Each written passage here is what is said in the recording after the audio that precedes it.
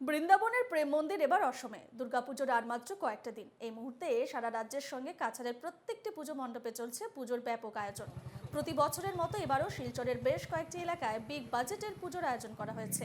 তার মধ্যে অন্যতম একটি কাছাড়ের উদারবন্দ হাসপাতাল রোড সর্বজনীন দুর্গাপূজা কমিটির পুজো।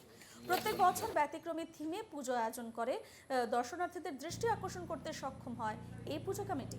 এবারও এই পুজো কমিটি দর্শনার্থীদের দৃষ্টি আকর্ষণে আয়োজন করে এক বিশেষ থিমের।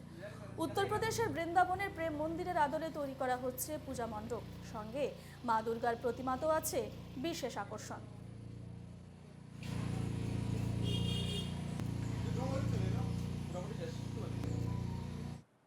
প্রথমে উদারবন হাসপাতালের সর্বজনীন দুর্গাপূজা কমিটির পক্ষ থেকে বরাক উপত্যকার প্রত্যেক জনসাধারণকে জানাই আমরা শারদীয় প্রীতি ও শুভেচ্ছা। এবারের আমাদের পুজোর বাজেট 42 থেকে 43 লক্ষ টাকা। আর আমাদের মন্দিরটা তৈরি হচ্ছে বৃন্দাবনের প্রেম মন্দির। তারপর আপনারা ভিতরে আসার পর দেখবেন এখানে পরীর দেশে যেভাবে দুর্গাপূজা হয় সেভাবে পরীর দেশের দুর্গাপূজার থিম তুলে ধরা হচ্ছে। এবং আমাদের যে মূর্তি যে তৈরি করছেন কলকাতার যারা এসেছেন ওনারা শার্টের যে বুতাম আছে এই বুতাম দিয়ে পুরোটা মূর্তি আমরা তৈরি করছি। তারপর আমাদের এখানে একটা উড়াল সেতু আছে।